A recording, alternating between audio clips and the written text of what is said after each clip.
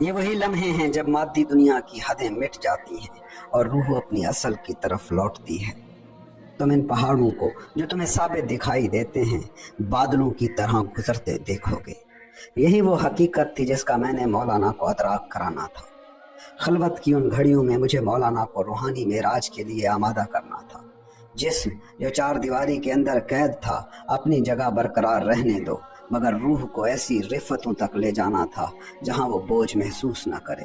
تصوف کی محض ظاہری تعلیم نہیں بلکہ حق الیقین کے مرتبے تک پہنچنا لازم تھا۔ کیا حضرت عائشہ نے نہیں فرمایا تھا کہ جب رسول خدا بیت المقدس سے معراج کر کے واپس آئے تو ان کا بستر ابھی تک گرم تھا؟ یہی وہ مقام ہے جہاں جسم ساکت رہتا ہے اور روح پرواز کرتی ہے۔ جب خلوت میں معراج کی تیاری مکمل ہو گئی تو میں اور مولانا نے عالموں کی سیر کی۔ دنیا ہمیں ایک حجرے میں مقید سمجھ رہی تھی، مگر حقیقت میں ہم عرش سے انہیں دیکھ رہے تھے۔ ایک شب ہم دونوں یکدم غائب ہو گئے۔ کہرا خاتون نے پورے مدرسے میں ہمیں ڈھونڈا مگر ہمارا کہیں نشان نہ ملا۔ سب دروازے بھی مقفل تھے۔ بعد میں اس نے اپنے بیٹے سلطان ولد سے اس واقعے کو یوں بیان کیا: 3 دن گزر گئے، نہ مولانا اپنے حجرے سے باہر آئے، نہ تبریزی کی کوئی خبر تھی۔ اس دن تو وصال کے روزے کے افطار کا وقت بھی تھا۔ میں نے طعام کا اہتمام کیا اور اپنی بیٹی کیمیا کو حجرے تک لے گئی۔ دروازہ کھٹکھٹایا، کوئی جواب نہ آیا۔ کیمیا نے دوبارہ دستک دی، پھر ایک اور بار، مگر خاموشی۔ میں نے کانا دروازے کے قریب رکھ دیا اور کان لگایا تو اندر ایک عجیب گونج سنائی دی، جیسے کھلے آسمان میں ہوا سرسرا رہی ہو۔ کہرا خاتون کہتی ہیں: بیٹی، تمہارے والد اور شمس شاید حجرے میں نہیں، مگر آخر کہاں جا سکتے ہیں؟ وہ رات میں دیر سے سوئی۔ خواب اور بیداری کی کیفیت میں دیکھا کہ مولانا تہجد کی نماز میں مشغول ہیں۔ جب انہوں نے نماز مکمل کی تو میں نے ان کے پاؤں پر نظر ڈالی۔ مٹی سے ہٹے ہوئے تھے، انگلیوں کے درمیان رنگ برنگے ریت کے ذرات تھے۔ میں نے خواب زدہ لہجے میں پوچھا: یہ کیسی خاک ہے؟ یہ مٹی کہاں سے آئی؟ مولانا نے مسکرا کر جواب دیا: کعبے میں ایک درویش تھا جو ہمیشہ ہماری محبت کا تذکرہ کرتا تھا۔ آج شب ہم اس سے ملنے گئے تھے۔ یہ وہی حجاز کی خاک ہے، اسے محفوظ رکھنا اور کسی سے ذکر نہ کرنا۔ یہ سنتے ہی میرا دل شمس کی محبت میں پگھلنے لگا۔ ان کی خلوت کے اسرار آشکار ہونے لگے اور میں نے ان پر بدگمانی کرنا چھوڑ دی۔ جب اگلی صبح سلطان ولد کو یہ واقعہ سنایا تو وہ مسکرا کر بولا: ماں، یہ باتیں کسی سے مت کہنا، لوگ ناسمجھی میں تمہیں دیوانہ کہہ دیں گے، کہیں گے کہ تبریزی نے تمہیں بھی سحر میں جکڑ لیا ہے، مگر جان لو کہ والد اور پیر شمس کی یہ روحانی مسافرت کوئی نئی بات نہیں۔ یہی وہ لمحے تھے جب خاموشی خود ایک زبان بن گئی، جب الفاظ محض ایک حد بن کر رہ گئے اور جب محبت کا مکالمہ دل سے دل تک بہنے لگا، بغیر کسی زبان کے، بغیر کسی آواز کے۔ سلطان ولد اپنی والدہ سے کہتا ہے: ماں، اب تو جان چکی ہوگی کہ والد کے لیے شمس کی اہمیت کیا ہے۔ شمس ہماری خانقاہ کے لیے ایک عطیہ ہے۔ میں یقین رکھتا ہوں کہ جو بھی اسے پہچانے گا وہی اصل سکون کو پالے گا۔ یہ وہی شمس ہے جس کی خلوتیں اسرار سے بھری ہوئی تھی، جہاں الفاظ معدوم ہو جاتے اور دل کی سرگوشیاں گونجنے لگتی تھی۔ لوگ حیرت میں تھے کہ یہ دو ہستیاں، مولانا اور شمس، ایک ہی حجرے میں روز و شب بسر کرتے، نہ کھانے کی طلب، نہ کسی دنیاوی شغل کی فکر، یہ آخر کس جہاں میں بسر کر رہے ہیں؟ کہرا خاتون کو بھی یہ جستجو تھی۔ ایک دن وہ دروازے کے سوراخ سے جھانکنے لگی اور ان کی آنکھوں نے وہ منظر دیکھا جو عقل کی دسترس سے باہر تھا۔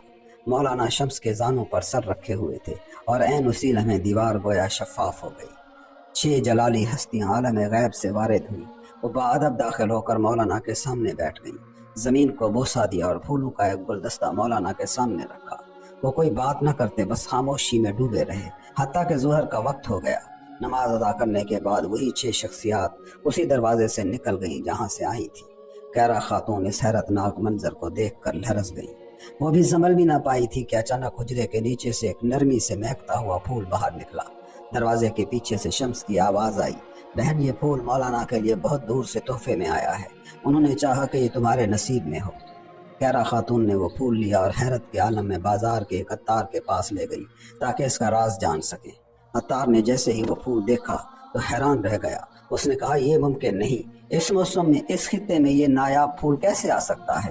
یہ صرف ہندوستان کے خاص خطے میں پایا جاتا ہے، اور وہ بھی اگر وہاں سے لایا جائے تو راستے میں ہی مرجھا جاتا ہے، مگر یہ تو ابھی تک تر و تازہ ہے۔ یہ کیا راز ہے؟ اگر تم چاہو تو ہمیں بیچ دو، اس کی قیمت تم خود طے کر لو۔ کہرا خاتون اور ان کی خادمہ حیرت زدہ رہ گئی۔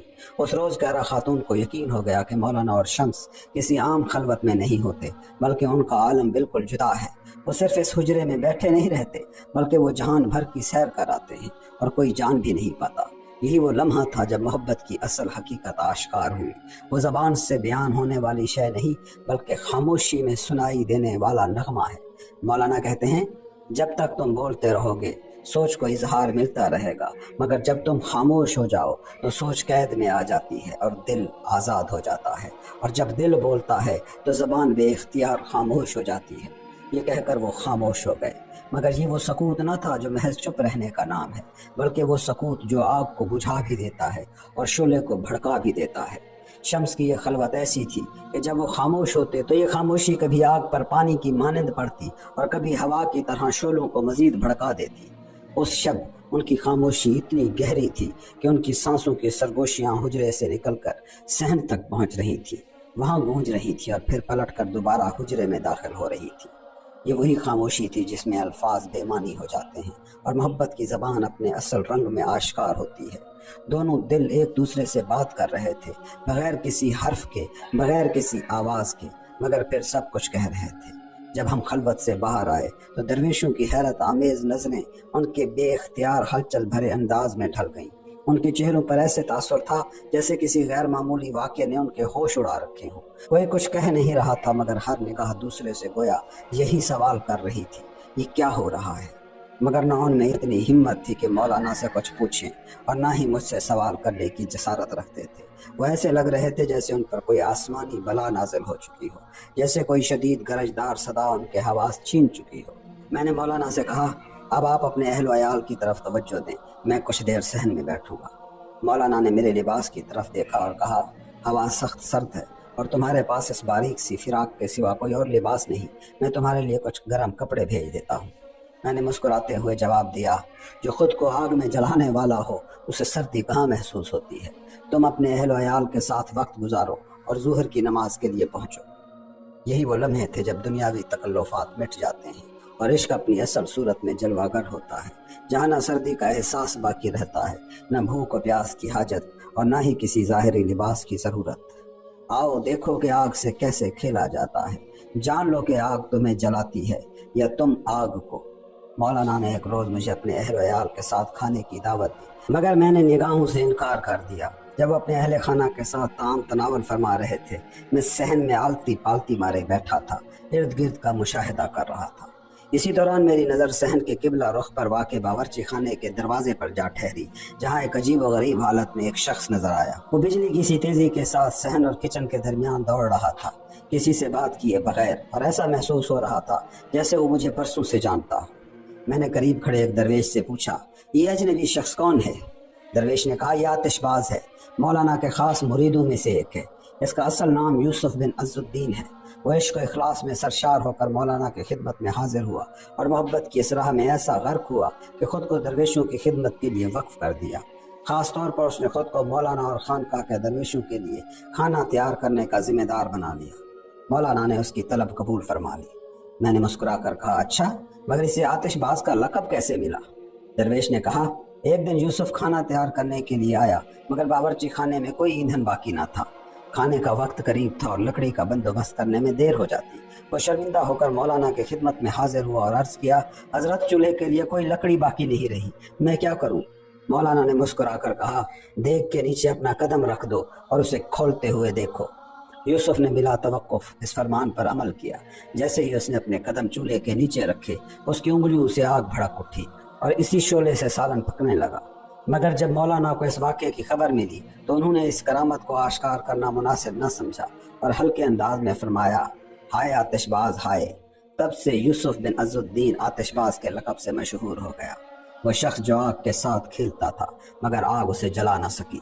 میں نے درویش سے مزید پوچھا یہ آتش باز کہاں سے آیا، کب سے مولانا کے ساتھ ہے؟ آتش باز کا مقام وہ ہے جہاں آگ محض ایک عنصر نہیں بلکہ عشق کا استعارہ بن جاتی ہے۔ میں نے درویش سے دریافت کیا یہ آتش باز کہاں پیدا ہوا، پس منظر کیا ہے اس کا؟ درویش نے جواب دیا نہ خود آتش باز کو اس کا جنم دن یاد ہے، نہ ہم میں سے کسی کو اس کا مقام پیدائش معلوم ہے، بس اتنا پتا ہے کہ اس کا بچپن اور جوانی لارندہ میں گزری۔ وہ مولانا کے والد حضرت بہاؤالدین ولد کے پاس حاضر ہوا اور ان کے قدم چوم کر درگاہ میں شامل ہونے کی اجازت طلب کی۔ حضرت بہاؤالدین نے دریافت کیا ہماری خانقاہ میں کیا کرنا چاہتے ہو؟ کیا کوئی کام جانتے ہو؟ آتش باز نے جواب دیا جس پیر نے ہماری روحوں کو سیراب کیا، میں چاہتا ہوں کہ میں ان کے اور ان کے یاروں کے جسم کی غذا کا وسیلہ بنوں، میں چاہتا ہوں کہ ان کے لیے کھانا تیار کروں۔ جب حضرت بہاؤالدین کا وصال ہوا تو آتش باز کئی دنوں تک کچن سے باہر نہ نکلا اور برابر گریہ و زاری کرتا رہا۔ جب مولانا کو اس کا حال معلوم پڑا تو انہوں نے شفقت سے اس کی پشت پر ہاتھ رکھا اور کہا کیا تم ہمیں اپنی لذیذ نعمتوں سے محروم کر دو گے؟ بھائی آؤ ہماری محفل پھر سے آباد کرو، ہماری خانقاہ کا چراغ بنو۔ مولانا نے اسے درگاہ کا باورچی مقرر کر دیا، مگر حقیقت میں وہ صرف کھانے پکانے والا نہیں تھا، وہ آگ کے راز کو جان چکا تھا۔ میں نے درویشوں سے کہا آتش باز کو میرے پاس لاؤ، دیکھوں تو اس نے مولانا سے کیا پایا اور کیا نہیں پایا۔ جب آتش باز میرے سامنے آیا میں نے پوچھا کیا تم وضو میں ہو؟ وہ مسکرا کر بولا میں بغیر وضو کے زمین پر قدم بھی نہیں رکھتا۔ میں نے کہا میرے لیے وضو کا پانی لاؤ مگر ٹھنڈا ہو۔ وہ لوٹا بھر کر لایا اور جب میں نے پانی بہانے کے لیے ہاتھ آگے بڑھایا تو پانی کھول رہا تھا، میری انگلیاں جلنے لگی۔ میں نے سختی سے کہا یہ کیا کر رہے ہو نادان، میں نے تمہیں ٹھنڈا پانی لانے کو کہا تھا، کیا تم میرا ہاتھ جلانا چاہتے ہو؟ وہ حیران ہو کر کہنے لگا حضرت میں نے یہ پانی سبیل سے بھرا تھا جو برف جیسا ٹھنڈا تھا۔ میں نے اسے گھورتے ہوئے کہا کیا تم مجھے جھوٹا کہنا چاہتے ہو؟ پھر میں نے دو درویشوں کو بلایا اور کہا یہی لوٹا لو اور ایک دوسرے کے ہاتھ پر پانی بہاؤ۔ انہوں نے ایسا ہی کیا اور میں نے پوچھا پانی کیسا تھا؟ وہ دونوں بولے یخ بستہ، ایسا کہ ہماری انگلیاں جمنے لگی۔ یہ سن کر آتش باز کا چہرہ حیا کے رنگ میں گلنار ہو گیا، پسینے کی بوندیں اس کی پیشانی پر چمکنے لگی۔ درویشوں کو دور جانے کا اشارہ دے کر میں نے اس سے کہا بتاؤ آگ سے کھیلنے والوں کے لیے اہل علم کی نماز اور عاشقوں کی نماز میں کیا فرق ہے؟ وہ جھکا اور بولا علم والوں کی نماز 5 وقت کی ہے مگر عاشق ہر لمحے نماز میں ہوتے ہیں۔ میں نے پوچھا کیا کبھی توبہ کے گھوڑے پر سوار ہوئے ہو؟ وہ بولا توبہ کا گھوڑا عجیب سواری ہے، ایک لمحے میں مسافر کو زمین سے آسمان تک لے جاتا ہے۔ میں نے کہا آؤ مجھے اپنی آگ میں لے چلو۔ ہم باورچی خانے کے چولہے کے پاس جا پہنچے۔ میں نے کہا دکھاؤ کیسے آگ سے کھیلا جاتا ہے۔ آتش باز جھک گیا اور جیسے ہی اس نے چولہے میں جھانکا شعلے بھڑک اٹھے، سرخ نیلے اور زرد الاؤ اس کے چہرے پر رقص کرنے لگے، اس کی داڑھی پر سرخی چھا گئی اور اس کی آنکھوں میں کسی قدیم چمک کا عکس ابھر آیا۔ میں نے بے اختیار کہا یہی تو عشق ہے، عشق وہی ہے جو آگ میں جلنے کا نام ہے۔ آگ نے گواہی دی، اس نے بلوت کی لکڑی کو اپنی سرکش زبان سے لپکا، اسے تھاما اور پھر پیچھے ہٹ گئی۔ پہلی یلغار پر پانی نے اس کے راستے میں مزاحمت کی مگر شعلے کی حدت نے اسے بھاپ بنا دیا۔ دوسری مرتبہ لکڑی کا بدن دہکنے لگا، اس کی آنکھوں سے دھواں اٹھا اور وہ سسکنے لگی۔ میں نے آتش باز سے پوچھا کیا تم ان مناظر کو کسی اور سے بیان کرو گے؟ اس نے میری طرف نگاہ کی اور میں نے صرف 3 الفاظ کہے۔ وہ مسکرایا اور بولا 3 الفاظ نہیں، تم نے اپنی دنیا کے احوال کہہ ڈالے، تم نے اپنے وجود سے بات کی، تمہاری خاموشی ایک فریاد تھی، تمہاری سرگوشی ایک چیخ تھی، تمہاری گفتگو الفاظ سے نہیں بلکہ حقیقت سے تھی۔ جب تم نے کہا کہ عشق آگ میں جلنے کا نام ہے تو تم نے گویا اپنی موجودگی کو اس کا ثبوت بنا دیا۔ میں نے اپنی انگلی اس کے لبوں پر رکھی اور کہا اپنی حالت سے گفتگو کرو، اپنے ساتھیوں سے روح کی زبان میں بات کرو۔ اگر میں نے اپنی آنکھوں سے تمہیں آگ میں عشق کا کھیل کھیلتے نہ دیکھا ہوتا تو آج میں تمہیں خانقاہ سے رخصت کر دیتا، مگر تم کامیاب ہوئے، تم آزمائش میں پورے اترے۔ اب تمہاری تیار کردہ خوراک میں کھا سکتا ہوں۔ میرے حجرے میں ہر 3 دن بعد مغرب کی اذان کے بعد صرف 1 پیالہ شوربہ اور خشک روٹی لے آیا کرو، مجھے اس کے سوا کچھ درکار نہیں۔ جب میں کچن سے باہر نکلا تو مولانا دروازے کے قریب کھڑے تھے، ان کی آنکھوں میں تجسس صاف نظر آ رہا تھا۔ میں نے کہا تم سے پہلے تمہارے قریب رہنے والوں کو آزمانا ضروری تھا، صبر کرو تمہاری باری بھی آئے گی۔ آتش باز نے اپنا امتحان پاس کر لیا ہے۔ کیا کوئی کانٹے دار جھاڑی سے انگور حاصل کر سکتا ہے؟ کیا اونٹ کے خار سے انجیر پیدا ہو سکتا ہے؟ آتش باز تو کب کا آگ پی چکا ہے۔ آؤ اب نماز ادا کرتے ہیں۔ تم سوچ رہے ہو کہ میں مولانا کے ساتھیوں کو کیوں آزماتا تھا؟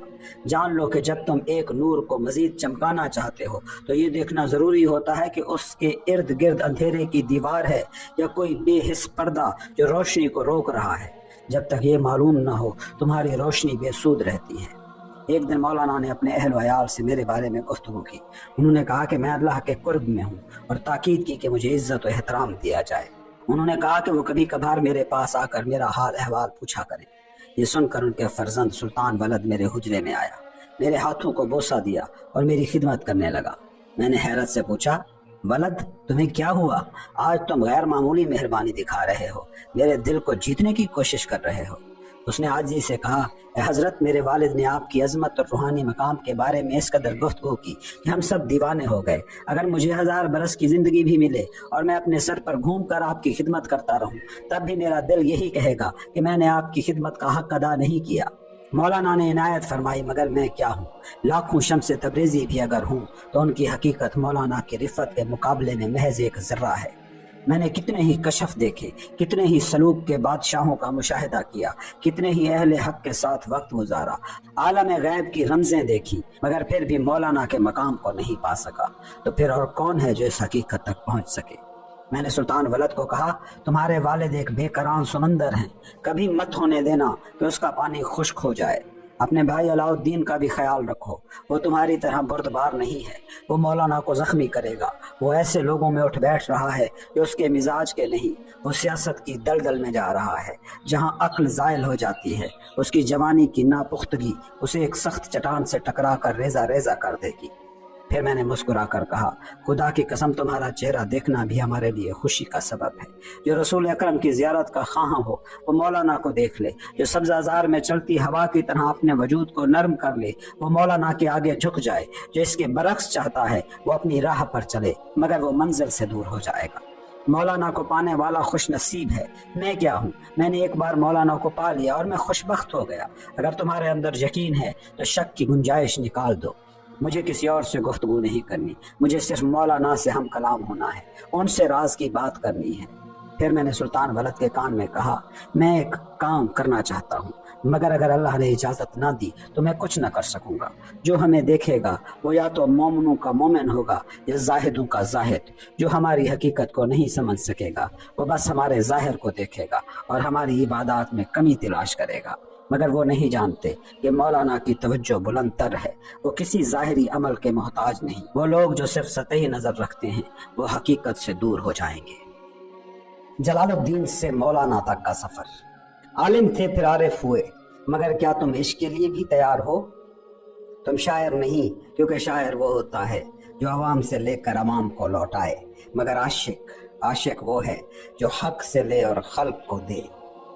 لوگ پوچھتے ہیں یہ کیسے ممکن ہوا کہ 40 سال کا ذخیرہ رکھنے والا جلال الدین محض 40 دن میں مولانا بن گیا؟ شمس نے ایسا کیا کیا کہ برسوں سے خام رہنے والا یکدم پک کر تیار ہو گیا؟ یہی تو وہ راز ہے جو ہماری خلوتوں میں پنہاں ہے۔ عالم کو عشق الہی کے راستے پر ڈالنے کا فن صرف اہل دل جانتے ہیں، اور اس کام کو انجام دینے والا صرف میں تھا۔ مولانا کی حقیقت کو پہچاننے والا بھی صرف میں تھا۔ کیا کوئی جہنم کو دیکھے بغیر جنت کی حقیقت جان سکتا ہے؟ انسان جلد باز ہے، ہر سمت میں دوڑ رہا ہے، مگر کس سمت؟ دوزخ کی طرف۔ رفتار بھی ایک راز ہے، مگر جان لو کہ خون کی تیزی، آگ کی تیزی، یہ سب نور کی تیزی کا مقابلہ نہیں کر سکتے۔ وہ دل جو نور سے بھرا ہے وہ پہچان لیتا ہے کہ کون فرشتہ ہے اور کون شیطان۔ ہم آگ کے درمیان کھڑے ہیں مگر کوئی یہ نہیں جانتا کہ وہ جل رہا ہے، مگر میرے پاس وہ شعلے تھے جو مولانا کو جلا کر مکمل کر سکتے تھے۔ تم خلوت کے راز جاننا چاہتے ہو؟ نہیں، خلوت تک پہنچنے کے لیے ضروری ہے کہ ہم ایک دوسرے کے قریب آئیں، ایک ساتھ کھڑے ہوں، صف باندھیں۔ یہی وہ لمحہ ہے جہاں سے جنت کا دروازہ کھلتا ہے۔ اپنی دنیاوی ترجیحات کو ایک طرف رکھنا ہوگا، اپنے قیمتی رازوں کو بانٹنا ہوگا، اور ابلیس کی اولادوں کے خلاف نور اور معرفت کا ہتھیار تیار کرنا ہوگا۔ دل کا مفہوم جاننے کے لیے اگر جسم کھو بھی جائے تو پرواہ نہیں، کیونکہ دل کا نور ہی ذہن کو پاکیزہ رکھتا ہے۔ ہم سب کا ذہن اس دنیا میں آنے سے پہلے ایک ایسا دریا تھا جو جنت کی طرف بہتا تھا، اور عشق الہی یہ صرف ہمیں دل والوں کو سونپا گیا تھا۔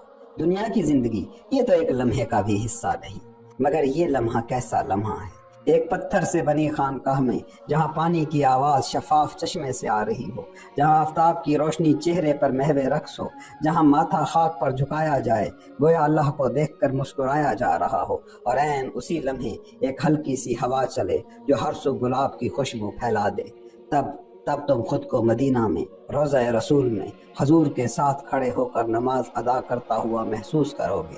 یہاں دنیا ختم ہو جاتی ہے، یہاں وقت ختم، یہاں مکان ختم، یہاں انسان باقی نہیں رہتا، اور پھر تم اپنے رب کے حضور بیدار ہوتے ہو، ہر راز تم پر کھل جاتا ہے اور تم خود ایک راز بن کر دوبارہ دنیا میں لوٹ آتے ہو۔ یہ عشق الہی ہے اور یہ عشق ہمیں ودیعت کیا گیا ہے۔ ہم دونوں، میں اور مولانا، اسی محبت کی خاطر ایک دوسرے کے قریب آئے۔ ہم نے کہا ہے اللہ تیرے لیے، صرف تیرے لیے۔ ہم سدرۃ المنتہا سے آگے نہیں جا سکتے تھے کیونکہ وہاں پہنچ کر ہم جل جاتے۔ ہم فرشتوں کی مانند ہو سکتے تھے مگر پھر بھی تجھ تک نہ پہنچ سکتے، اور اب ہم واپس دنیا میں ہیں، روزمرہ کی زندگی میں، مگر سب سے قریب ترین لمحے میں۔ ہم خلوت میں ہیں، نماز میں ہیں، سجدے میں ہیں، توبہ میں ہیں، اور اب ہم نے دنیا کے دروازے بند کر دیے ہیں۔ ہم پھر خلوت میں ہیں، دروازے بند مگر دل کھلے ہوئے، عشق کی معراج کی کھڑکیوں کی جانب۔ جو بھی دروازہ کھٹکھٹائے ہم نہیں کھولتے۔ ہم یہاں نہیں، ہم تھے مگر اب نہیں ہیں، مولانا نہیں، شمس نہیں، کوئی بھی نہیں۔ ہم اپنے دلوں سے نکل چکے ہیں اور اب معراج کی طرف بلند ہو رہے ہیں، وہ بلند آسمان جہاں رسول خدا کی خوشبو اور نور ہمیں گھیرے ہوئے ہیں۔ یہی وہ سر الاسرار ہے۔ آسمانوں کے دروازے کھل رہے ہیں، ہم حال سے حال میں گزر رہے ہیں، ہم کلمات کے سمندر میں ہیں، حروف جھک رہے ہیں، الف سب سے پہلے، نون اور اس کے بعد باقی سب، یہ الفاظ ہمارے لیے راستہ بن رہے ہیں۔ مولانا خاموش، اب کوئی بات نہیں، اب کوئی پہلے نہیں، اب کچھ نہیں سوائے اللہ کے۔ کب ہوا تھا کوئی واقعہ دنیا میں؟ یہ تو سب نظر کا دھوکہ تھا۔ عقل نے سمجھا کہ وہ سب جان سکتی ہے مگر عقل نے تو خود کو بھی نہ پہچانا، اور اب ہم اپنے دلوں میں واپس آ چکے ہیں۔ کیا عشق ممکن ہے جب تک موت کو قبول نہ کیا جائے؟ کیا عشق اور موت ایک ہی لفظ نہیں؟ وہ کون سا کلمہ ہے جس کا لوگ اتنی شدت سے انتظار کرتے ہیں؟ عشق اور موت یہ دونوں ایک دوسرے میں پیوست ہیں۔ یہی وہ راز ہے، اللہ کی طرف سفر کا راز، دل کے اندر اور نور محمدی کے وسیلے سے۔ اے وہ پہلا کلمہ جو نور میں ڈوبا ہوا تھا، ہم نے تجھے سما میں دیکھا، ہم نے جان لیا کہ ہم جو کچھ بھی کہہ رہے تھے سب لا حاصل تھا۔ ہم نے اپنے دلوں کو نئے سرے سے تازہ کیا، ہمارے چہرے نور میں نہا گئے۔ جب ہم نے ایک دوسرے کی طرف دیکھا، ہم نے اپنے دلوں میں اس کو دیکھا، ہم نے اس راز کی روشنی دیکھی، اس کی صدا، اس کا کلمہ سنا۔ جب ہم واپس کونیا کی زمین پر اترے، ہمارے کانوں میں یہ تحفہ تھا۔ زمین، آسمان، معراج، نور، راز، عشق، اللہ کے 70 نورانی پردے ہیں۔ اگر وہ انہیں ہٹا دے تو اس کے جلال کی تابانی ہر چیز کو راکھ کر دے، اور ان 70 دروازوں کی ایک ہی چابی ہے، عشق۔ میں نے کہا سبحانہ کا، پھر میں نے جانا کہ سبحانہ کا مطلب کیا ہے۔ جب تمہارا دل حسن کی طرف مائل ہوتا ہے، اللہ کہتا ہے حقیقی حسن یہاں ہے۔ جب تم دولت کی طرف لپکتے ہو، اللہ کہتا ہے حقیقی غنا یہاں ہے۔ جب تم مرتبے کے پیچھے دوڑتے ہو، اللہ کہتا ہے سب سے اعلیٰ مرتبہ یہاں ہے۔ جب تم سما میں محو ہوتے ہو، اللہ کہتا ہے حقیقی رحمت اور کرم یہاں ہے۔ اللہ کہتا ہے میں وہی ہوں جو سب کا نگہبان ہے۔ کیا کوئی مرغی اپنے چوزوں کو اس طرح پناہ دے سکتی ہے جس طرح میں اپنے دوستوں کو اپنی رحمت کے پروں میں لیتا ہوں؟ یہ سب اس لیے ہے کہ تم مایوس نہ ہو۔ یہ مت کہو اللہ مجھ سے محبت نہیں کرتا، وہ اپنی جمال کی لذت سے مجھے محروم رکھے گا، کیونکہ اللہ کے سوا کسی اور کے سائے میں وہ مٹھاس نہیں ملے گی۔ سبحانہ کا، اللہ کہتا ہے جسے تم چاہتے ہو، جسے تم ڈھونڈ رہے ہو، وہ ہرگز کامل نہیں مگر میں کامل ہوں۔ بس اپنی محبت کو یہاں انڈیل دو، ہر لمحے میں میں عیسیٰ کے جوش کو، موسیٰ کے جذب کو اور محمد کے یقین کو پاتا ہوں۔ میں اولیاء کے کشف، عشاق کی مستی اور محبوبوں کی لذت کو اپنے اندر محسوس کرتا ہوں، اور یہی عشق ہے، یہی معراج ہے، یہی راز ہے۔ باطن کی دنیا وہ ہے جہاں اللہ کے صفات کے انوار تجلی پاتے ہیں۔ بس وہ دروازے جو جنت نامی دائمی باغ کی طرف کھلتے ہیں اللہ کے صفات ہیں، اور دنیا میں ہر حقیقی خوشی کے ساتھ ایک دروازہ واہ ہوتا ہے، وہ دروازہ جو دل میں سرور بھرتا ہے اور روح کو وسعت عطا کرتا ہے۔ آؤ ہم اللہ کی صفات کے ان دروازوں کی طرف متوجہ ہوں، ہم اپنی ہستی کو اس نور میں فنا کر دیں اور جنت میں داخل ہو جائیں، ایسی جنت جہاں ہم دنیا کو بھول جائیں مگر اللہ کو ہمیشہ یاد رکھیں اور ہمیشہ کے لیے اسی کے ہو جائیں۔ میں اللہ کا ذکر کر رہا تھا اور میں نے کہا اللہ جب تک مجھے محبت نہ دے میں کیسے اللہ سے محبت کر سکتا ہوں؟ محبت یک طرفہ نہیں ہو سکتی، ایک ہاتھ سے تالی نہیں بجتی۔ بس جیسے جنت کی حوریں وہاں کے رہنے والوں کے لیے محبت رکھتی ہیں، وہ در حقیقت اللہ کی محبت کا ایک عکس ہے۔ یہ گویا دو روحوں کی محبت ہے، لیکن محض جسمانی صورت میں وصال ممکن نہیں، محض ظاہری شکل میں محبت کی حقیقت آشکار ہو نہیں سکتی۔ اہل تصوف نے قرآن کو ایک محبت نامہ سمجھ کر پڑھا۔ وہ جانتے تھے کہ کبھی محبوب سخت الفاظ بھی کہہ دیتا ہے، مگر محبت میں ہمیشہ بھلائی ہوتی ہے۔ مگر کیا دین کو صرف اللہ کا حکم سمجھ کر اختیار کرنا درست ہے؟ کیا عبادت کو صرف دوزخ سے بچنے یا جنت میں داخل ہونے کے لیے کرنا کافی ہے؟ نہیں۔ جیسے اللہ کے افعال محبت سے معمور ہیں، ایسے ہی انسان کے اعمال بھی محبت سے معمور ہونے چاہیے۔ اللہ کی عبادت صرف اور صرف اللہ کی محبت میں ہونی چاہیے۔ اے میرے مولانا، میں بولوں تم سنو، میں خاموش ہو جاؤں تم عشق میں ڈوب جاؤ۔ آؤ عشق کی خلوت کو سمجھنے کے لیے ہم آدم سے ابتدا کریں۔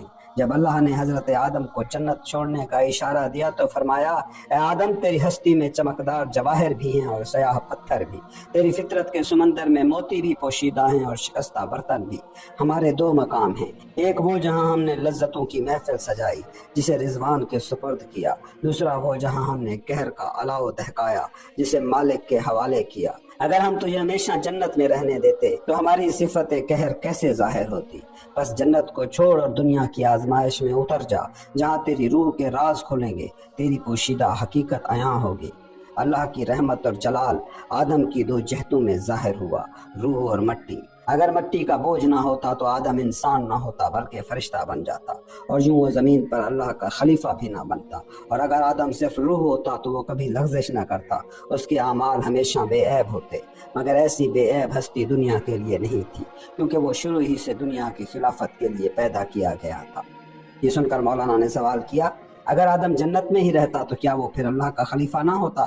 آدم کی ہجرت محبت کا راز، آدم کا زمین پر آنا محض لغزش کا نتیجہ نہیں تھا، یہ پہلے سے طے شدہ سفر تھا۔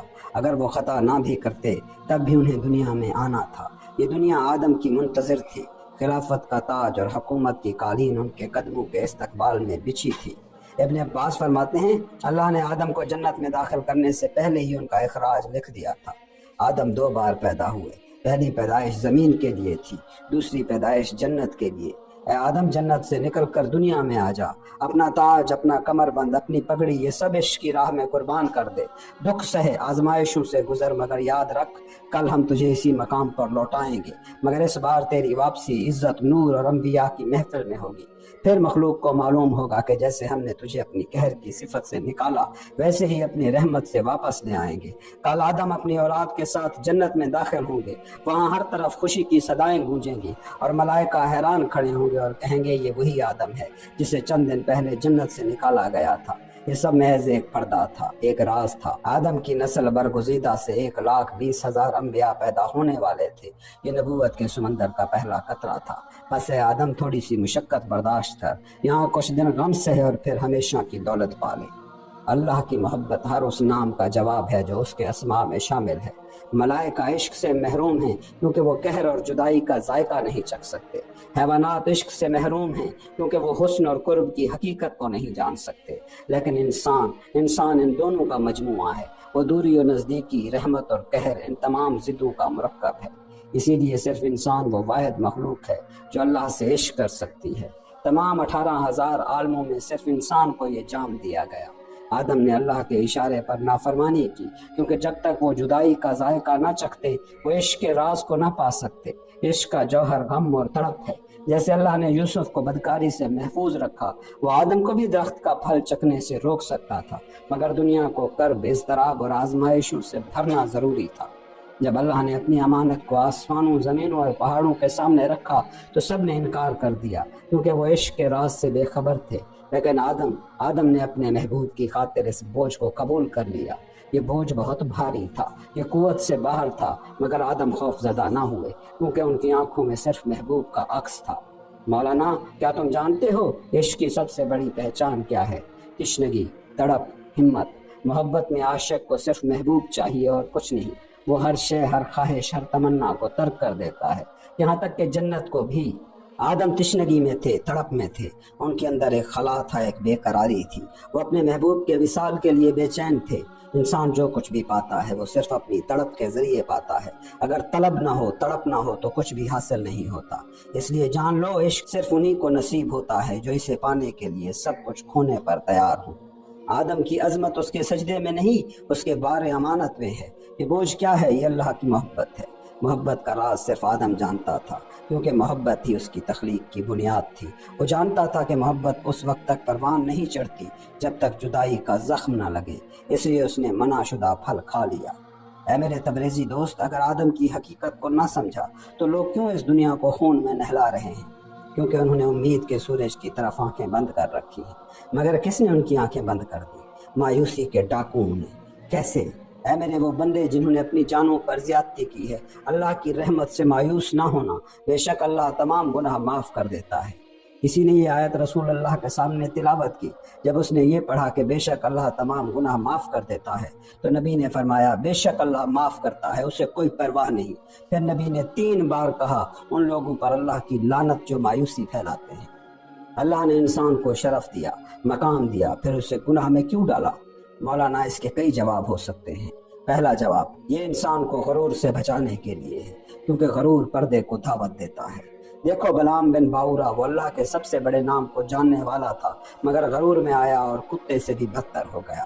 دوسرا جواب، گلاس ساز کی مہارت ٹوٹی ہوئی چیز پر ظاہر ہوتی ہے، دل بھی شیشے کی مانند ہے، جب گناہ کا پتھر اس پر لگتا ہے اور وہ چکنا چور ہوتا ہے، تب ہی توبہ کی حرارت اسے دوبارہ جوڑ سکتی ہے۔ بے شک میں توبہ کرنے والوں کے لیے بڑا بخشنے والا ہوں۔ اللہ فرماتا ہے اگر تم میری اطاعت کرو تو میں تمہیں انعام دوں گا، اگر تم مجھ سے منہ موڑ لو تو میں تمہیں معاف کر دوں گا، جو میرے خزانے کبھی ضائع نہ ہوں گے۔ اور اللہ فرماتا ہے میں ان سب کو معاف کر دوں گا، مگر میں نے نہیں کہا کہ میں نے معاف کر دیا، میں نے کہا میں معاف کر دوں گا۔ یہ کیوں؟ تاکہ بندہ فریاد کرتا رہے، امید رکھے، پکارے، روئے، التجا کرے، سب اللہ کی طرف رجوع کرو۔ اللہ کہہ رہا ہے سب میرے پاس آ جاؤ، کیونکہ میں تم سب کو خرید لوں گا۔ اللہ نے سب سے پہلے کس کو پکارا؟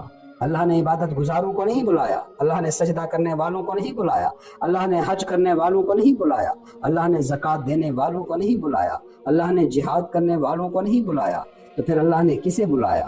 اے وہ لوگوں جو حد سے گزر گئے، اے وہ جو سرکش تھے، اے وہ جو نافرمان تھے، یہ سب کو چھپا لیا۔ اس نے یہ نہیں کہا کہ وہ کون سا گناہ تھا، وہ زناکار تھے، وہ قاتل تھے، ایسا کچھ نہیں کہا، بس اتنا کہا جو حد سے گزر گئے۔ وہ چاہے تو معاف کر دے، وہ چاہے تو پردہ رکھے، وہ پردہ چاک نہیں کرتا۔ اللہ نے نہ عرش سے کہا ہے میرا عرش، نہ جنت سے کہا ہے میری جنت، نہ دوزخ سے کہا ہے میری آگ، مگر گناہ گاروں سے کہا اے میرے بندو یہی تیرا سب سے بڑا فخر ہے۔ قیامت کے دن انسان کہے گا میرا جسم میرا جسم، نبی کہیں گے میری امت میری امت، جنت کہے گی میرا حصہ میرا حصہ، دوزخ کہے گی میرا نصیب میرا نصیب، اور پھر رب العزت کہے گا میرا بندہ میرا بندہ۔ یہی کافی ہے میرے مولانا، عشق میں نہ بلندی ہے نہ پستی، پھر میں کیوں زیادہ کی تلاش کروں؟ میں وہی ہوں جو وہ ہے۔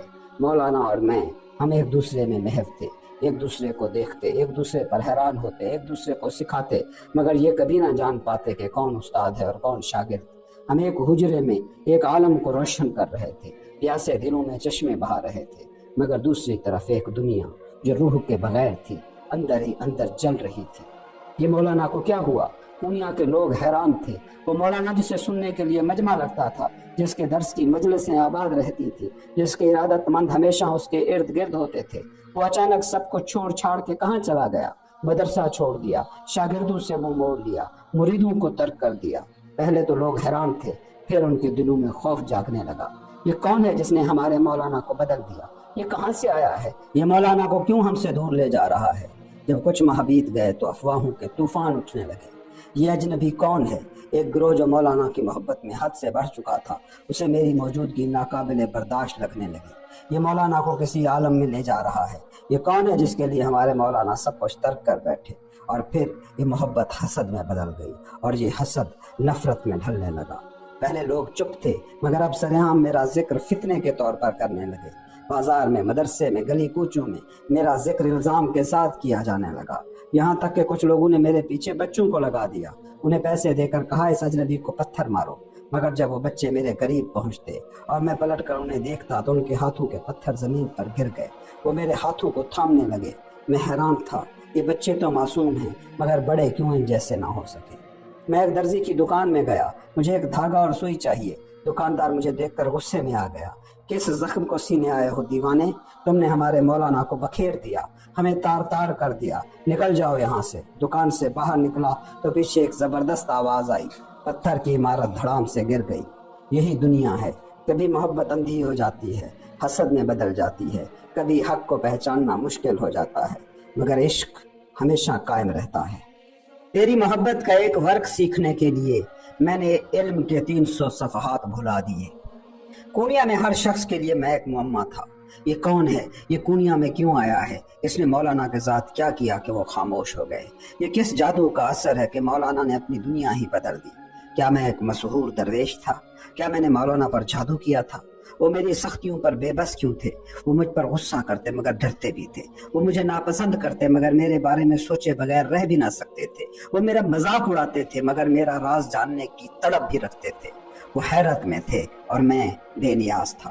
میں جلال الدین کو صرف کونیا کی گلیوں میں پہچانے جانے والا ایک عالم نہیں رہنے دوں گا، میں اسے مولانا بناؤں گا، میں اسے دنیا کے ہر کونے میں پہنچاؤں گا۔ اگر جلال الدین عام زندگی گزارتا تو وہ صرف ایک اور عالم رہ جاتا، زمانے کی زنگ آلود چادروں میں چھپ کر، مگر میں نے اس کی چمک کو نکھارنا تھا۔ میں نے کہنا تھا یہ ایک جوہر ہے، اس کا مقام ان تنگ گلیوں میں نہیں بلکہ پوری دنیا میں ہے۔ یہ وقت کا کھیل تھا، مجھے اسے آہستہ آہستہ اس منزل پر لے جانا تھا۔ لوگ کیا سوچتے ہیں، کیا کہتے ہیں، مجھے اس کی پرواہ نہیں تھی، نہ ہو سکتی تھی۔ قبر کے کتبے، اندھی دیواریں، یہ بولیں تو صرف خشک گونج پیدا ہوتی ہے۔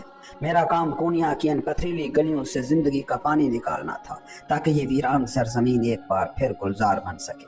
مولانا یہ متنبے کا دیوان چھوڑ دو، مگر مولانا نے توجہ نہ دی۔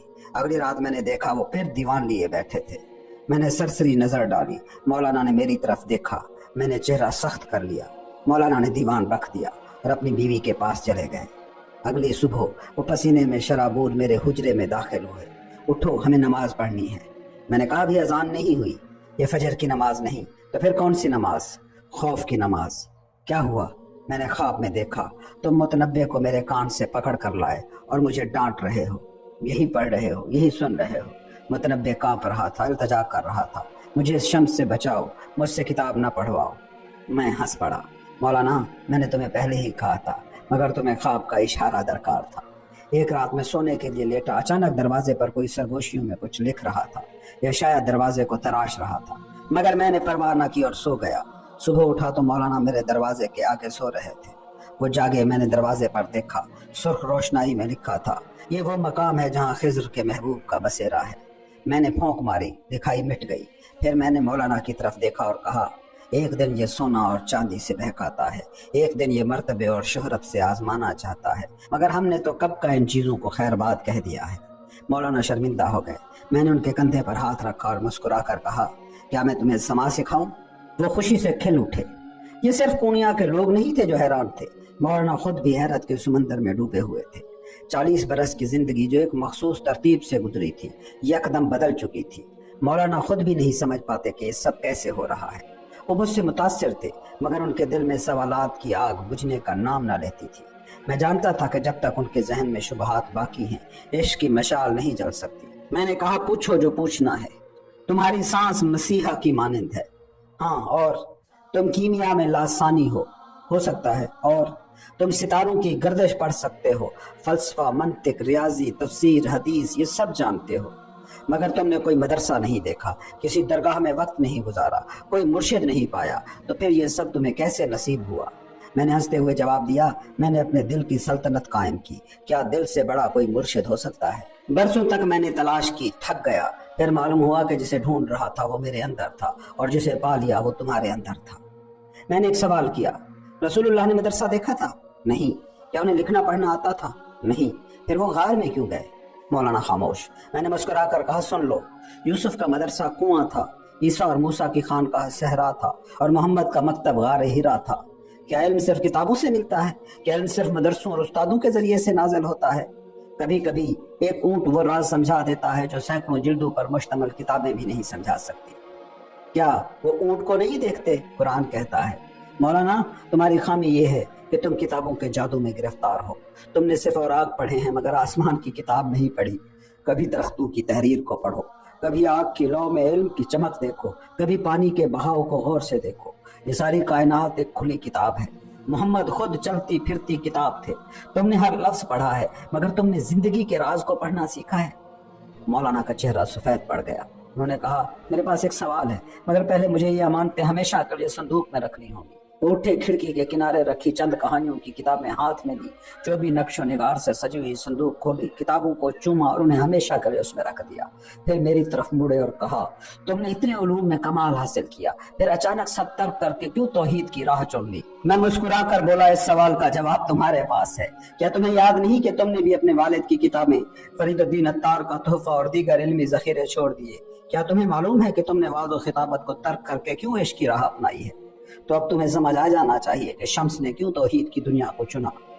ये लोग, ये जो सिर्फ हड्डियों और गोश्त के ढांचे हैं, हैरान कर देते हैं मुझे। एक दिन मैं मदरसे के दरवाजे पर बैठा था, मैंने आलती पालती मार ली और दरवाजे के ऐन सामने धूप में बैठ गया। हालांकि हर तरफ साया था, खून की थी, मगर मैंने धूप को चुना। हर चीज नीली सब्ज जर्द और सफेद थी, बस एक चीज स्याह थी, मेरी दरवेशाना चादर। मैं खलवत में था, सुकून में था, किसी की आवाज मेरे हाल को नहीं तोड़ सकती थी। मगर फिर एक जल्लाद, एक कातिल वहां से गुजरा। मेरे गिर्द चंद लोग जमा थे। जल्लाद ने मेरी तरफ इशारा करके कहा, यह शख्स एक वली है। मैं खामोश रहा। वो दोबारा बोला, ये वली है। मैं सुन रहा था मगर फिर भी खामोश रहा। दिल में सोचा, जा अपना काम कर, हमारे राजों को जाहिर ना कर। मगर वो मुसलसल दोहराता रहा, ये वली है, ये वली है। अब मैं जान गया था वो रुकने वाला नहीं, मुझे खामोशी तोड़नी होगी। फिर वो लम्हा आया, एक शख्स भीड़ में से चिल्लाया, ये वली नहीं, ये तो मौलाना का जल्लाद है। मैंने अपनी आवाज बुलंद की, हाँ मैं वली हूँ या फिर दीवाना हूँ। मैंने मौलाना को इस जिस्म की कैद से आजाद किया, मैंने उसे रूह की वुस्अतों में छोड़ दिया। मैं राज रख सकता हूँ और राज अफशा करने वालों को दीवाना तुम कह सकते हो। आप अब सब अपने अपने काम पर जाओ। मौलाना के करीब जो भी था, मैं उसे भी अपनी कशिश में खींच रहा था। अगर तुम किसी को सच में चाहते हो तो तुम्हें उसके साथियों को भी जीतना होगा, उसके दोस्तों को भी खुश करना होगा। आही हस्सामुद्दीन भी उन्हीं में से था। शुरू में वो मुझसे खुश नहीं था, मुहताज था, मगर फिर वो लम्हा आया। फजर की नमाज, इमाम मौलाना, मुअज्जिन हस्सामुद्दीन, नमाजी मैं, सुल्तान वलद और दरवेश। जब हुस्सामुद्दीन इकामत कहने के लिए खड़े हुए, मैंने मुस्कुरा कर उनकी तरफ देखा और वो बेहोश होकर जमीन पर गिर गए। नमाज के बाद मैं उसके कमरे में गया। अब तुम ठीक हो? मैंने कहा, तुमने एक नजर में इम्तहान पास कर लिया। वो बिस्तर से उठा, मेरा हाथ थाम लिया। शम्स ने तुमसे नफरत करता था, मगर आज मुझे अपनी गलती का एहसास हुआ। मुझे माफ कर दो। कहो तुम्हें क्या चाहिए, जो मांगोगे मिलेगा। ये इश्क है, ये मोहब्बत की कशिश है, ये वो आग है जो जिसे छू ले जला देती है और जिसे जला दे उसे कामिल कर देती है। हुस्सामुद्दीन, ये इस तरह नहीं चलेगा। दीन कुर्बानी मांगता है। अगर तुम हमें पाना चाहते हो तो अपनी दुनिया हमें दे दो, तभी तुम्हें रास्ता मिलेगा। ये सुनकर हुस्सामुद्दीन फौरन उठे और अपने घर चले गए। जो कुछ भी था, सिक्के, बर्तन, लिबास, जेवर, हर चीज जमा की और मेरे कदमों में रख दी। उनका गलेस्त्रा गांव में एक बाग था जो जन्नत के किसी गोशे जैसा था। उन्होंने वो भी बेच दिया और उसकी कीमत मेरे जूतों में उंडेल दी। फिर यह अजीम शख्स जो खुद एक बादशाह था, जमीन पर गिरकर सजदा रेज हो गया। रोते हुए, सिसकियां लेते हुए अल्लाह का शुक्र अदा कर रहा था कि उसे ये मौका नसीब हुआ। मैंने मुस्कुरा कर कहा, हाँ हुस्सामुद्दीन, मैं अल्लाह की मेहरबानी से उम्मीद रखता हूँ कि आज के बाद तुम वो मकाम पाओगे जिस पर वली फख्र करते हैं। अल्लाह के दोस्त किसी चीज के मोहताज नहीं, न उन्हें फक्र का खौफ होता है, न वो दुनिया के बंधन में गिरफ्तार होते हैं। लेकिन जो महबूब होता है वो अपने आशिक को पहले दुनिया की मोहब्बत में आजमा कर फिर हर शय को छोड़ने का इम्तहान लेता है। जो तलबगार हद से ज्यादा चाहता है वो कभी नहीं पाता, लेकिन जो खुद को फना कर देता है वही सब कुछ पा लेता है। और जो देता है, जो अल्लाह से डरता है, जो बुराई से बचता है। कुरान ये सच्चों का परचम है जो सैयदना अबू बकर सिद्दीक ने बुलंद किया था। ये वो राह है जहाँ आशिक सिर्फ अपना माल ही नहीं बल्कि अपना सर भी कुर्बान कर देता है। अल्लाह को कर्ज दो, वो तुम्हें कई गुना बढ़ा कर देगा। तुम एक सिक्का दो, अल्लाह तुम्हें सोने की कानें अता करेगा। हुस्सामुद्दीन ने जो कुछ मेरे सामने रखा, मैंने सिर्फ एक दिरहम लिया और बाकी सब कुछ उन्हें वापस दे दिया। फिर मैंने उन्हें ऐसी इज्जत दी कि कुनिया की हर मजलिस में उनका मकाम बुलंद हो गया, यहाँ तक कि मौलाना उन्हें अर्श के खजानों के अमीन कहकर पुकारते थे। अगर अल्लाह तुम्हारे हाथों किसी को बुलंद करना चाहता है तो तुम कैसे अपने हाथ पीछे खींच सकते हो? अल्लाह तुम्हें लोगों के दिलों में महबूब बना रहा है। अल्लाह तुम्हारे बिखरे वजूद को समेट रहा है। बस इश्क से बेवफाई मत करो। हमें देखने वाले हैरान थे, कौन उस्ताद था, कौन शागिर्द था।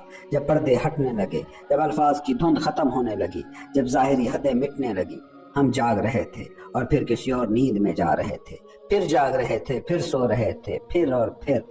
مجھے کونیا میں ایک محفل میں بلایا گیا، مگر یہ محبت کی دعوت نہیں تھی، یہ میرے لیے بچھایا گیا ایک جال تھا۔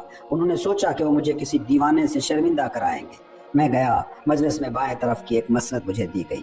میں بیٹھ گیا، کمرے پر نظر دوڑائی، وہاں کونیا کے بڑے لوگ موجود تھے، مدرسے کے عالم، صوفی، درویش، سب۔ پھر ایک دیوانہ اٹھا، شمس میں نے سنا ہے تم عقل کا دریا ہو، تم رازوں کو جانتے ہو، مجھے میری کھوئی ہوئی چیز کا پتہ دو گے؟ میں کونیا میں اپنا گدھا کھو چکا ہوں، بتاؤ وہ کہاں ہے؟ پورے کمرے میں کہہ گونج اٹھے۔ یہی تو وہ لمحہ تھا جس کے وہ منتظر تھے۔ میں نے کہا بیٹھ جاؤ، میں ابھی تمہارا گدھا ڈھونڈ دوں گا۔ پھر میں نے سب کی طرف دیکھا اور سوال کیا، کیا تم میں سے کوئی ہے جس نے کبھی عشق کو نہ جانا ہو، جس نے محبت کا مزہ کبھی نہ چکھا ہو؟ کمرے میں خاموشی چھا گئی، سب سر جھکے تھے، گہری سوچ میں ڈوبے۔ پھر ایک آدمی کھڑا ہوا، ہاں میں نہیں جانتا عشق کیا ہے، میں نے کبھی محبت نہیں کی، میں نہیں جانتا کسی کے لیے دل کیسے دھڑکتا ہے۔ پھر ایک اور شخص کھڑا ہوا، پھر تیسرا۔ میں نے مسکرا کر دیوانے کی طرف دیکھا اور کہا دیکھو تم نے ایک گدھا کھویا تھا، میں نے تمہیں 3 نئے گدھے دے دیے، یہ وہ ہیں جو ابھی تک عشق کے راز سے بے خبر ہے۔ پورا مجمع ساکت ہو گیا، کوئی کچھ نہ بولا، مگر محفل کی ہوا بدل چکی تھی۔ یہ وہ لمحہ تھا جہاں وہ ہار گیا اور میں جیت گیا، مگر حقیقت میں یہ جیت میری نہیں، عشق کی جیت تھی۔ محشر کی آندھی کونیا کی گلیوں کو جلا رہی ہے۔ کیا تم نے کبھی کوئی ایسا عاشق دیکھا جو عشق سے بھر گیا ہو، سیر ہو گیا ہو؟ کیا تم نے کبھی کوئی ایسی مچھلی دیکھی جو سمندر میں رہ کر بھی سمندر سے بیزار ہو گئی ہو؟ جس سماج کو اپنے خوفوں کا سامنا کرنے کی جرت نہیں ہوتی، وہ سب سے پہلے عشق پر لعنت بھیجتا ہے، وہ عشق کو برا بھلا کہتا ہے، کیونکہ حقیقی عشق کی تکمیل ان کی دنیا کو ہلا دیتی ہے۔ وہ عشق سے ڈرتے ہیں کیونکہ عشق کی روشنی ان کے بنائے ہوئے جھوٹے اصولوں کو جلا کر خاکستر کر دیتی ہے۔ جو تصوف کو محض ظاہری رسوم سمجھتے ہیں، وہ عشق کی حقیقت کو کیسے سمجھ سکتے ہیں؟ حقیقی مسلمان عشق سے نہیں ڈرتا۔ مولانا نے اپنی جان کھپا دی کہ وہ اپنے لوگوں کو راستہ دکھا سکے، مگر یہ کونیا کے لوگ، یہ انہیں نہ سمجھے نہ سنبھال سکے۔ یہی لوگ جو ان کے خلاف آج کل بول رہے ہیں، یہی ان کی راہ میں دیواریں کھڑی کر رہے ہیں، یہی لوگ صدیوں بعد ان کے اشعار پر وجد کیا کریں گے۔ کتنا عجیب تضاد ہے۔ وقت گزرتا گیا مگر سازشیں، چغلیاں اور حسد بڑھتا گیا۔ کونیا کے لوگوں کے پاس کوئی کام نہ تھا سوائے فتنہ پھیلانے کے۔ گھروں میں، بازاروں میں، مسجدوں میں، چوراہوں پر، ماؤں کی محفلوں میں بس ایک ہی ذکر تھا، شمس تبریزی۔ جب میں ان کے درمیان سے گزرتا تو ان کی سرگوشیاں بلند آواز میں بدل جاتی، ان کے چہرے زہر آلود لفظوں سے بھر جاتے، جیسے میں نے ان کی سانس چھین لی ہو۔ گالیاں، الزامات، لعنتیں، یہ سب میرے لیے مخصوص ہو چکا تھا۔ جب یہ تلخ لفظ مولانا کے کانوں تک پہنچے تو ان کی آنکھیں بھر آئیں۔ انہوں نے گہری سانس لی اور کہا تم لوگ شمس کے بارے میں جو بھی کہہ رہے ہو وہ صرف اس لیے ہے کہ تم اس سے محبت نہیں کرتے۔ اگر تم اس سے اسی شدت سے محبت کرتے جیسے میں کرتا ہوں تو تم ایک دوسرے کو کچل کر اس کے قدموں پر گرنے کی کوششیں کرتے۔ تم یوسف کے حسن کو دیکھ کر انگلیاں کاٹنے والی عورتوں کے برابر بھی نہ نکلے۔ تمہارے لیے افسوس ہے اور مزید افسوس۔ مہینے بیت گئے، مولانا اب اپنی درس گاہ میں کم جاتے، اپنے شاگردوں کو کم ملتے، اور میں نے بھی انہیں کونیا کے لوگوں سے دور رکھا۔ اب وہ صرف اپنی فیملی سے ملتے اور باقی دن میرے ساتھ گزارتے۔ جب محبت کا دریا بہتا ہے تو وہ کسی انسان کی لگائی ہوئی بندشوں سے نہیں رکتا۔ وہ ایک نایاب ہیرا تھا، اس کا ٹوٹے ہوئے لوہے کے ساتھ کیا کام۔ پھر وہ لمحہ آیا، علاء الدین مولانا کا بیٹا، نہایت ہی سخت مزاج، تیز زبان اور باغی نظر۔ ایک دن جب مولانا میرے حجرے سے نکلے وہ اچانک کمرے میں گھس آیا، لباس سیاہ، زبان سیاہ، اجنبی ڈاکو۔ تم مولانا سے کیا چاہتے ہو؟ میں نے سر اٹھایا اور سکون سے کہا، پہلی بات تم بغیر اجازت اندر گھسے ہو، دوسری بات تم نے سلام نہیں کیا، تیسری بات میرا ایک نام ہے۔ اب آؤ اپنی اصل بات کرو۔ کیا تمہیں بھیجنے والوں میں خود سوچنے کی صلاحیت نہیں تھی کہ انہوں نے تمہیں میرے خلاف بھیج دیا؟ عشق کے چراغ جلتے رہیں گے، نفرتوں کی آندھی آئے گی مگر عشق کے دیے نہیں بجھیں گے۔ یہی وہ آگ ہے جو جل کر بھی راکھ نہیں ہوتی بلکہ روشنی میں بدل جاتی ہے۔ اگر میرے والد کا لحاظ نہ ہوتا تو میں تجھے ٹکڑے ٹکڑے کر دیتا۔ میں نے ہنستے ہوئے کہا، چھوڑو یہ فضول باتیں۔ جب کوئی کتا دانت نکالتا ہے تو اس کا مطلب یہ نہیں کہ وہ کاٹنے والا ہے۔ تم نے ہمارے والد کو ہم سے چھین لیا، تم ایک پاگل ہو۔ میں نے کسی کو کسی سے نہیں چھینا، اور میں دیوانہ نہیں، بس میں ایک ولی کا دیوانہ ہوں۔ تمہارے والد صرف تمہارے نہیں، وہ اللہ کے دوستوں کے لیے ہیں، اور اللہ کے دوست اللہ کے ولی ہوتے ہیں۔ اب میری خلوت سے نکل جاؤ اور جا کر ان سے کہہ دو جنہوں نے تمہیں یہاں بھیجا ہے کہ میں انہیں نہیں چھوڑوں گا، وہ جو تمہارے والد کے لیے انگلی تک نہ ہلاتے، میں وقت آنے پر ان کے لیے اپنا سر بھی کٹا دوں گا۔ کچھ لوگ مجھے دیوانہ کہتے ہیں، کچھ مجھے ولی مانتے، کچھ میرا مذاق اڑاتے، کچھ میری عظمت کا اعتراف کرتے۔ مجھے اس سے کوئی فرق نہیں پڑتا، لیکن جان لو اگر مولانا کی صفات کو قرآن اور حدیث سے پرکھو تو وہ ولی ہے، اور میں ولی کا ولی ہوں، محبوب کا دوست ہوں۔ مولانا نے مدرسہ مکمل کر لیا تھا، कोनिया के बड़े उलमा, दानिश्वर और सूफी इकट्ठे थे। बहस छिड़ गई कि मसनद कहाँ होती है। उलमा के लिए मसनद दालान के बीच में, आरफों के लिए मसनद गोशा खानकाह में, सूफियों के लिए मसनद कोने में और आशिकों के लिए मसनद दोस्त के करीब। ये कहते ही मौलाना उठे और मेरे पहलू में आकर बैठ गए। ये लम्हा था जब दुनिया ने मेरे खिलाफ तलवारें तेज कर ली। मौलाना की इस हरकत से लोगों के दिलों में मेरे खिलाफ आग भड़क उठी, नफरत, हसद और शक की आग। मगर मुझे इससे कोई फर्क नहीं पड़ा। मेरे लिए मौलाना के सिवा कोई और मानी ही नहीं रखता था। मौलाना मेरी जान से ज्यादा मुझे चाहते थे। वो मेरे हुजरे की दीवार में एक कील भी बर्दाश्त नहीं कर सकते थे। वो कहते, शम्स के कमरे में ठोकी जाने वाली कील मुझे ऐसी लगती है जैसे मेरे जिस्म में उतर रही हो। मौलाना के मुरीद दुनिया के नजरअंदाज शुदा लोग थे। कौन थे उनके मुरीद? वो जो हकीर समझे जाते थे, वो जो फकीर थे, वो जो माजी में गुनाहगार थे, वो जो जेल से छूटे हुए थे, वो जो माशरे में कोई मकाम नहीं रखते थे। और जब लोगों ने उन पर उंगलियां उठाई तो मौलाना ने जवाब दिया, अगर मेरे मुरीद पहले से ही नेक होते तो मैं उनका मुरीद होता। मैं उन्हें मुरीद इसलिए बनाया है ताकि वो अच्छे इंसान बन सके, ताकि वो अल्लाह के मकबूल बंदों में शामिल हो सके। अल्लाह की रहमत उन्हें नसीब होती है जो उसके मुस्तहिक होते हैं, मगर जो उसकी लानत में गिरफ्तार हों उन्हें इलाज की ज़रूरत होती है, और हम दुनिया में उन्हें रहमत में बदलने के लिए आए हैं। ये जवाब मेरे दिल में मौलाना को मजीद अजीम कर गया, और उनके मुकाबले में वो नाम निहात मशाइख, वो जिन्हें सिर्फ बादशाहों की सोबतें पसंद थी, वो जो दौलतमंदों के साथ इज्जत चाहते थे, वो जो खुशामदी और चापलूसियों में अपना वकार ढूंढते थे, मौलाना उन सबसे बुलंद थे। वो सुकाब की मानंद थे जो ज़मीन की बस्तियों में नहीं बादलों को चीरने की जस्तजू में था। अब आओ इस दर्द को सुनो जिसने मौलाना को झिझोड़ कर रख दिया। लोगों ने कहा, शम्स मौलाना की सोबत से फायदा उठाता है। मौलाना ने मुझे कुछ सिखाया होगा, मगर वो मेरे लिए था, तुम्हारे लिए नहीं। मौलाना की हर बात मेरे लिए है, तुम्हारे लिए नहीं। मौलाना ने मुझे एक बेकरार पाया और मुझे सुकून अता किया। अब बताओ मौलाना किसके हैं? जिसे वो चुन लें वही उनका है। यही वजह है कि जो ख्वाब वो रात में देखते वो सुबह हकीकत बन जाते और उनके असरात दोपहर तक बाकी रहते। ये क्या राज था? ये इबादत का कोई नया रंग था? ये इश्क का कोई नया दरवाज़ा था? मौलाना की इस कैफियत को आम न होने देने के लिए मैंने दिन रात मेहनत की, क्योंकि बाज राज सिर्फ महबूब के दिल में दफन रहने के लायक होते हैं। तुम्हारा चेहरा देखना वल्लाह सादत है। जो मोहम्मद का दीदार चाहे वो बेझिझक मौलाना को देखे, जो इसका इनकार करे वो जिंदगी का मफहूम नहीं जानता। मौलाना को पाने वाला खुश नसीब है, और मैं कौन? बस एक खुश नसीब जिसने उसे एक बार पा लिया। अगर तुम्हारे ईमान में कभी कोई शक आ जाए तो वो मौलाना के हाथों मिट जाएगा। ये दोनों जहान दो दोस्तों की मुलाकात के लिए बने। ये दो दोस्त जो अल्लाह के लिए मिले, बगैर किसी दिखावे और ख्वाहिश के। यहाँ न रोटी की फिक्र है, न फकीरी और शाही की। यही मकाम है जहाँ मैं मौलाना के साथ मुकम्मल सुकून में हूँ। ऐ इश्क में गुम मौलाना, तुम्हें किसी तारीफ की हाजत नहीं, और तुम जो भी हो मैं भी तुम्हारी तारीफ नहीं चाहता। तारीफ खुशी का बायस हो, मगर अगर वो बोझ बन जाए तो जबान बंद रखो। जो मुझे तकलीफ देता है वही मौलाना को भी परेशान कर देता है। मैं और मौलाना दो अलग मिजाज लोग थे। मैं तेज जबान, सख्त मिजाज, कभी कभी तल्ख, कभी कभी दुरुस्त। मेरे लफ्ज खंजर की तरह गहराई में उतर जाते। मेरी तरबियत में सख्ती है, जैसे लोहा गर्म करके पीटा जाता है, मगर मौलाना नरम गुफ्तार, शफीक, मोहब्बत में भी हद दर्जे मोहतात। वो हर इंसान, हर जानवर, हर ज़िरूह के साथ मेहरबान।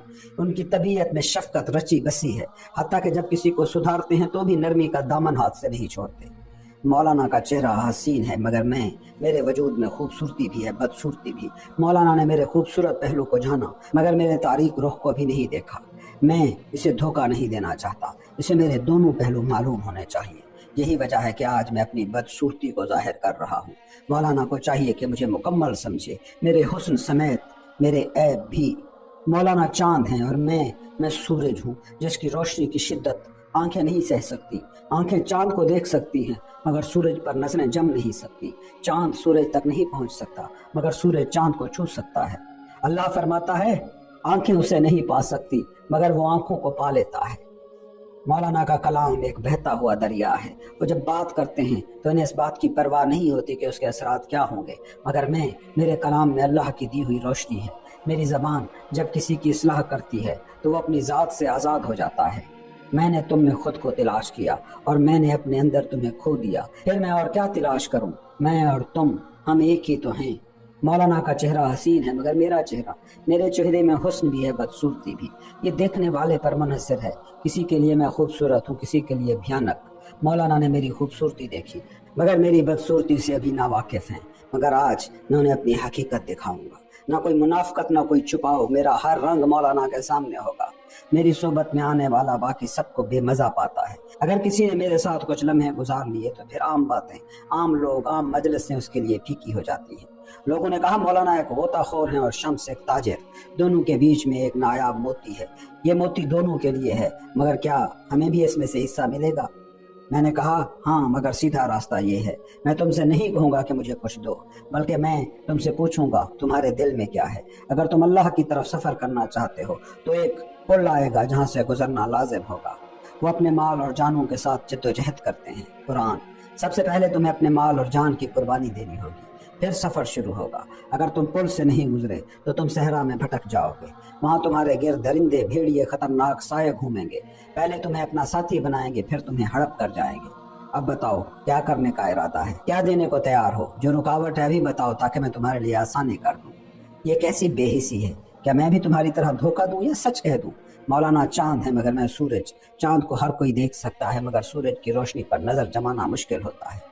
آنکھیں اللہ کو نہیں پا سکتی مگر وہ آنکھوں کو پا لیتا ہے۔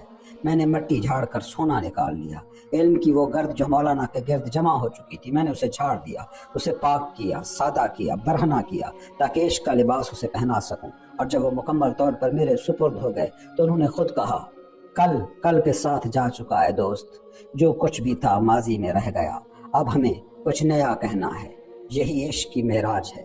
مولانا نے خود کو میرے حوالے کر دیا، کیونکہ تسلیم اور رضا بہادروں کا کام ہے، اور میں نے کبھی کسی قانون، کسی عہدے، کسی مال و دولت کی پرواہ نہیں کی۔ میں اس راہ پر آیا ہی تھا تاکہ تمام اصولوں کو الٹ دوں، مجھے کبھی کسی کے کہنے کی پرواہ نہیں رہی، اور میں نے مولانا کو بھی سکھا دیا کہ وہ بھی کسی کی پرواہ نہ کریں۔ اگر تم اس راہ میں ہو تو تمہیں صرف سننا نہیں ہوگا، جلنا ہوگا، کیونکہ عشق وہ آگ ہے جو پہلے جلاتی ہے اور پھر روشن کر دیتی ہے۔